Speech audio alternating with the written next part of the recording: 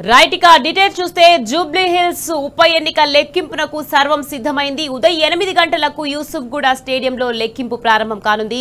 ఇక మొత్తం 10 రౌండ్లలో లెక్కింపు పూర్తి చేయాలని నిర్ణయించారు. ఇందుకోసం 42 టేబుళ్లను ఏర్పాటు చేయనున్నట్లు అధికారులు తెలిపారు. ఇక సాధారణంగా 11 టేబుళ్లపై కౌంటింగ్ నిర్వహిస్తారు.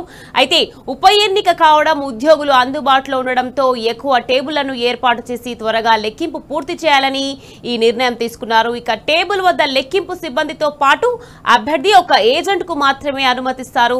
తొలుత 10 హోమ్ ఓటింగ్ బ్యాలెట్లు, 18 సర్వీసు ఓట్లను లెక్కిస్తారు. అనంతరం ఈవీఎంలోని ఓట్ల లెక్కింపు ప్రారంభిస్తారు.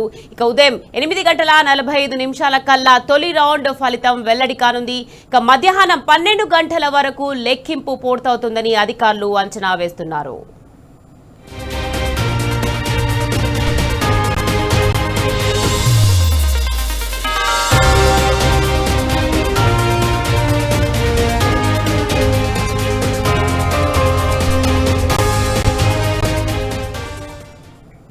ఇక మొత్తం 407 పోలింగ్ కేంద్రాల నుంచి ఈవీఎంలకు, వీవీప్యాట్లకు సీల్ వేసి ఏర్పాటు చేసిన స్ట్రాంగ్ రూమ్ లో భద్రపరిచారు ఎన్నికల అధికారులు.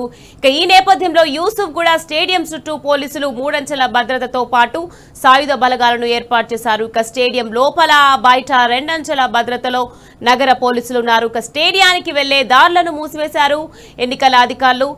ఇతరులు ఎవరికి లోపలికి ప్రవేశించకుండా కట్టుదిట్టమైన బందోబస్తును ఏర్పాటు చేశారు. ఇక సీసీటీవీ కెమెరాలను ఏర్పాటు చేశారు. బందోబస్తును ఉన్నతాధికారులు పర్యవేక్షించేలా వాటిని కమాండ్ కంట్రోల్ సెంటర్ కు అనుసంధానం చేశారు.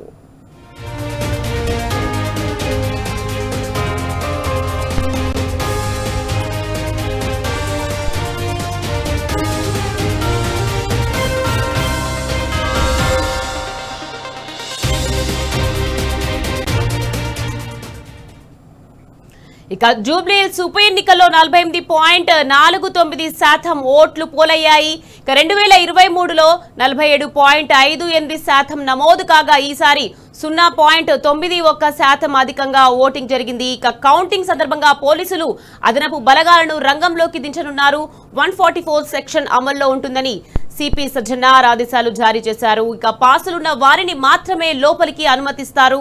నియోజకవర్గంలో మద్యం దుకాణాలు మూసివేయాలని ఆదేశాలు జారీ చేశారు. ప్రజలు గుంపులుగా తిరగడం, ర్యాలీలు చేయడానికి అనుమతి లేదని స్పష్టం చేశారు సిపి సజ్జనార్.